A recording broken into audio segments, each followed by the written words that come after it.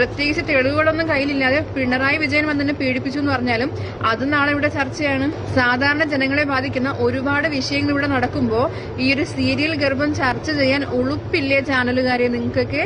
കേരളത്തിൽ ഇപ്പോൾ ഒരു പെണ്ണ് കേസ് ഇല്ലാത്ത ഒരു ഇലക്ഷൻ നടക്കുക എന്ന് പറയുന്നത് ഭയങ്കര ബുദ്ധിമുട്ടുള്ള ഒരു കേസാണ്. പിന്നെ ആ ശബ്ദരേഖയും കൊണ്ടെടുക്കുന്ന ആ പെൺകുട്ടിയോട് എനിക്ക് ഭയങ്കര ക്യൂരിയോസിറ്റി ഉണ്ട്, നിങ്ങൾ പ്രസവിച്ചോ ഇല്ലേന്ന് അറിയാൻ വേണ്ടിയിട്ട്. പ്രസവിച്ചിട്ടുണ്ടെങ്കിലും മിക്കവാറും കുട്ടി കാണാനും രാഹുൽ മാങ്കൂട്ടത്തിനെ പോലെ ആയിരിക്കുമല്ലോ അല്ലേ? പിന്നെ എനിക്ക് മനസ്സിലാവാത്തൊരു കാര്യം, ഒരു പ്രശ്നം വരുമ്പോൾ എന്തുകൊണ്ടായിരിക്കും ഈ പുരുഷന്മാരുടെ മാത്രം അവരുടെ ഫോട്ടോയും അവരുടെ കുടുംബ ചരിത്രവും മാത്രം ഇങ്ങനെ കൊണ്ടിട്ട് അലക്കുന്നത്? ഈ പെണ്ണുങ്ങൾക്ക് എന്താ ഊരും പേരും ഒന്നുമില്ലേ? അല്ലെങ്കിൽ എന്താ ഈ പെണ്ണുങ്ങൾക്ക് പ്രത്യേകിച്ച് വല്ല കൊമ്പും ഫിറ്റ് ചെയ്ത് കൊടുത്തിട്ടുണ്ടോ? ഒരു സ്ത്രീക്കുള്ള അതേ ആത്മാഭിമാനമല്ലേ ഒരു പുരുഷനും ഉള്ളത്? എന്റെ പൊന്ന സ്ത്രീ സുഹൃത്തുക്കളെ, നിങ്ങളൊക്കെ ഒന്ന് ചിന്തിച്ചു നോക്കണം. നിങ്ങളെയൊക്കെ വീട്ടിൽ നിങ്ങൾക്ക് ആൺമക്കളുണ്ടെങ്കിൽ അവരുടെയൊക്കെ നാളത്തെ അവസ്ഥ എന്തായിരിക്കുമെന്ന്.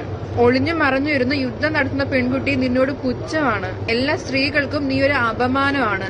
പരസ്പരം ഇഷ്ടത്തിലായിരുന്നവര് ഒരുമിച്ചിരുന്ന് ഗർഭം ഉണ്ടാക്കുന്നതും അത് അലസിപ്പിക്കുന്നതും ഇങ്ങനെ നാട്ടുകാരുടെ മുമ്പിൽ പ്രദർശിപ്പിക്കാൻ കുറച്ചെങ്കിലും നാണമില്ലേ നിനക്ക്? താങ്കൾക്ക് കുറച്ചെങ്കിലും മാന്യത ഉണ്ടെങ്കിൽ ഇങ്ങനെ പ്രതികാരദാഹിയായിട്ട് ഇടയ്ക്കിടയ്ക്ക് ഇങ്ങനെ പൊന്തി വരാതെ നേരിട്ട് ഇറങ്ങി വന്ന് കേസ് കൊടുക്കണം. നമ്മുടെ എല്ലാവരുടെയും വീട്ടിനടുത്തൊക്കെ എന്തായാലും പോലീസ് സ്റ്റേഷൻ കാണുമല്ലോ. അതിനി മുഖ്യമന്ത്രിയെ പ്രത്യേകിച്ച് പോയി കാണേണ്ട ആവശ്യമൊന്നുമില്ലല്ലോ. ഇപ്പൊ ആരെങ്കിലൊക്കെ വന്നിരുന്നിട്ട് നീ നിന്റെ സൈഡിൽ നിന്ന് ചിന്തിച്ച് നോക്കാൻ പറഞ്ഞാല്, ഇപ്പോ ഞാനായിരുന്നെങ്കിൽ ഉറപ്പായിട്ടും ഇപ്പൊ എനിക്ക് ഒരാളോട് ഇഷ്ടമുണ്ടെങ്കിൽ കുറച്ച് നാളൊക്കെ പ്രേമിച്ച് നടക്കുമായിരിക്കും. അത് കഴിഞ്ഞ് നേരെ വീട്ടിൽ പോയി കല്യാണം ആലോചിക്കും. അല്ലാതെ ഞാൻ അവിടെയും എവിടെയും കയറി ഇറങ്ങി കൂടെ പോയി കിടന്ന് ഗർഭം ഉണ്ടാക്കലായിരിക്കില്ല ഞാൻ ചെയ്യുന്നത്. അല്ലെങ്കിൽ ഞാനും അയാളും തമ്മിൽ വല്ല ലിവിങ് ടുഗദറോ അങ്ങനെ എന്തെങ്കിലുമൊക്കെ ആണെങ്കിലും ഓക്കെ.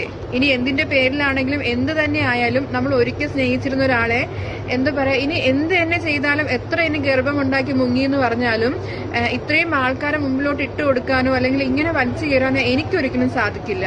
ഞാൻ മുമ്പിൽ നിന്ന് ചിരിച്ചു കൊടുത്താലോ അല്ലെങ്കിൽ കുറച്ച് സ്നേഹം ഇങ്ങനെ വിതറിയാലോ മാത്രം ഉണ്ടാകുന്നതല്ലല്ലോ ഈ ഗർഭമൊന്നും. എന്തായാലും അന്നും ഇന്നും രാഹുൽ മാങ്കൂട്ടത്തിനൊപ്പം.